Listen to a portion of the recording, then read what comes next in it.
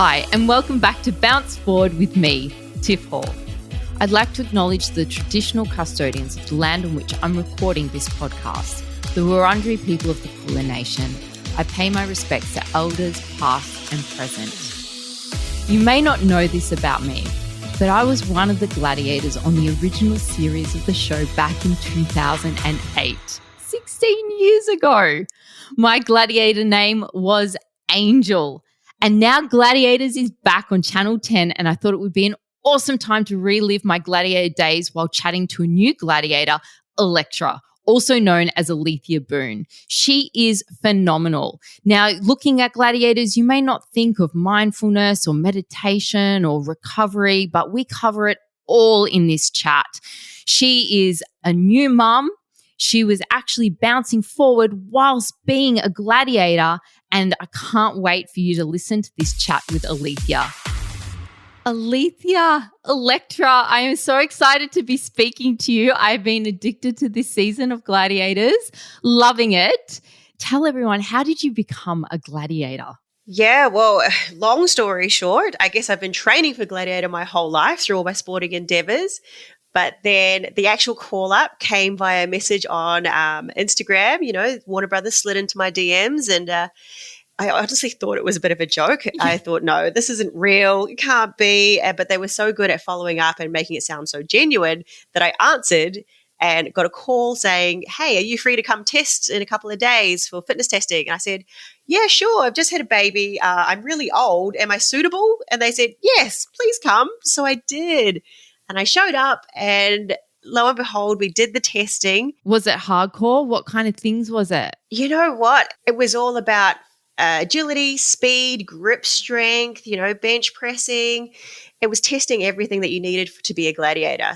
And to be quite honest, before even showing up, I almost didn't go. I was so scared, and I still had a postpartum body. I was only 7 months out. So 7 months after having a baby. Yeah, I had the biggest amount of self-doubt, and I almost didn't go. My partner told me, hey, never turn down an adventure. And I'm so glad he told me that, because showing up and giving it a good nudge led to something pretty damn amazing. Did you feel a lot of pressure to bounce back? No, I don't think in that moment I felt a lot of pressure. I think my approach for coming back after baby was always about, don't worry about what you look like, just focus on what your body can do. And by focusing on what the body can do and trying to get the most out of my body, everything kind of sort of fell into place. I'm still a little bit self-conscious about, the mum tum. However, I do appreciate what my body can do and what it has done this past year. It's absolutely incredible. And, the mum tum thing. Yeah, live with it, be proud of it. You created your little girl. And how old is your little girl now? She's now 1 year. 1 year old. Oh, wow. Yeah, it's been a wild ride. Oh, my goodness. And you're still postpartum, and you're postpartum for life, right? And so your body's still coming back together, and it changes so much. I'm 18 months now down the track, and I'm still trying to find my way. It's really tough. Now, you're a gladiator, and everyone looks up to you. So please, can you give us some advice for someone who's struggling with our health and fitness? Where do you start? The most important thing, I think, is acknowledge where you are. You don't wish to be better. Don't do anything like that. Just acknowledge where you are and start where you are. Meet yourself where you are. Be kind to yourself. Be kind to yourself and take one day at a time. For me, it was not necessarily about doing a lot in the beginning. In fact, it was just about getting breath connection and making the time every day for 2 weeks to just get breath connection. I didn't even think about working out or walking, and just the consistency of that action, I think, planted the seed of discipline. Yes. And after those 2 weeks and working with my women's health physio, did we then progress into introducing exercises. But by that stage, I had already built the action of each day making time to do my breathing. And that got replaced with each day making time to do a little bit of movement. And then from there, making time to do training. Start small, those inch pebbles, not milestones. Absolutely. Yeah. Little by little becomes a lot. And to do that, you've got to start where you are.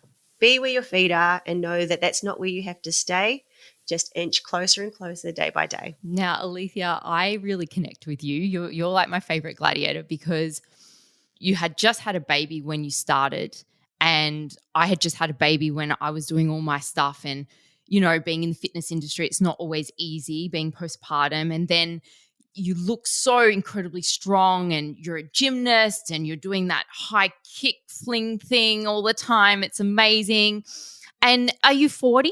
Yes, I just celebrated the milestone birthday. Yeah, so I had a child later in life. It's incredible. And I turned 40 this year. Congratulations. Do you have any advice for people training in their 40s? Yeah, so I think as the older I get, I do believe that movement quality matters.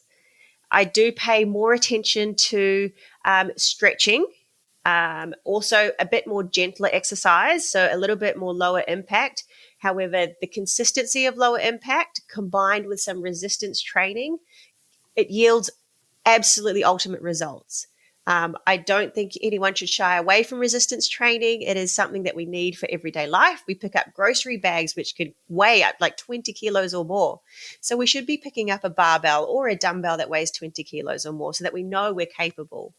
But training in your 40s, you can still train like you're a badass athlete. You can. You shouldn't shy away from training, should you? Lift some heavy shit. It's empowering. It is so empowering. So how do you stay motivated? I'll be honest, I am not always motivated. That's good to hear. Yeah, where motivation is lacking, discipline kicks in.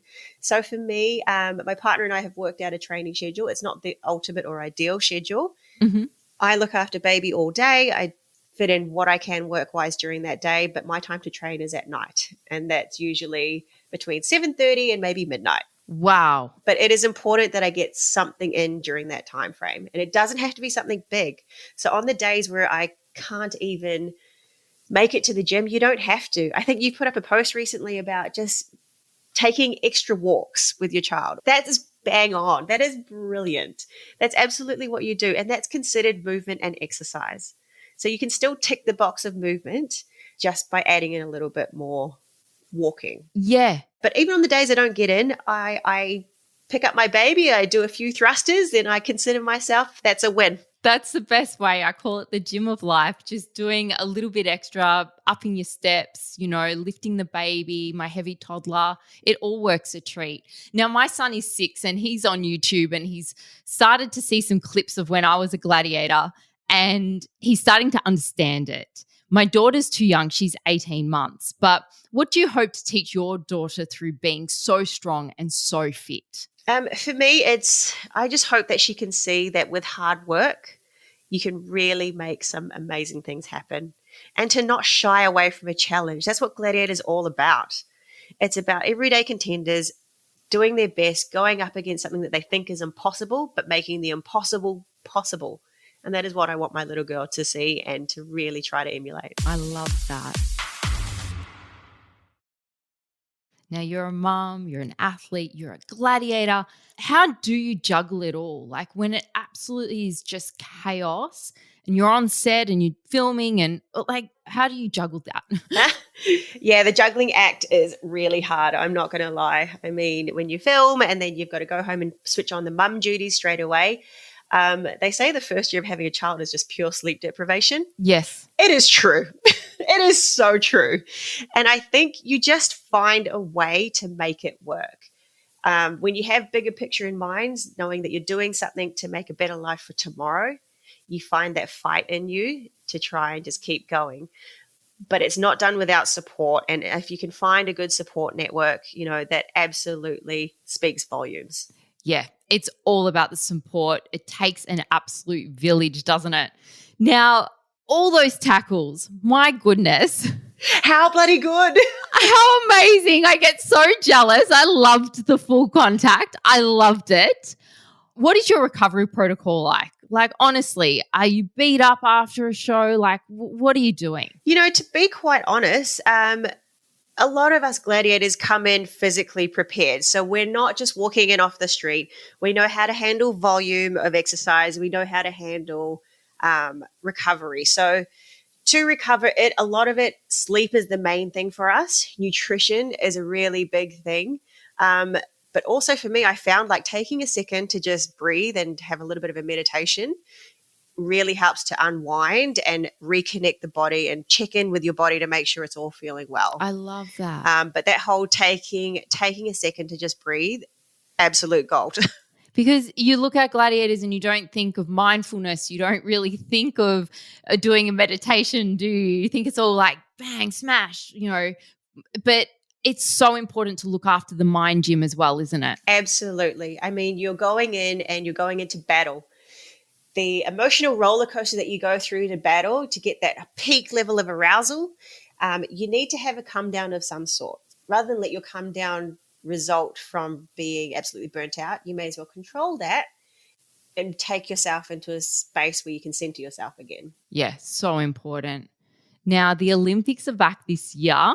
Very excited for that. And you were involved in the Olympic Games in 2000. What was that experience like for you? The Olympic Games, I was actually just an alternate for our one spot that we earned to the Olympic Games. So I was more of a spectator than I was actually involved in it. Not just. That is still phenomenal, girl. That is amazing. Yeah, I think as an elite athlete, you always want to be on the floor. Yeah. Absolutely. But still, selection process would have happened, and that's amazing. Do you have any hopes of competing again? In terms of Commonwealth Games, you know what? You never say never.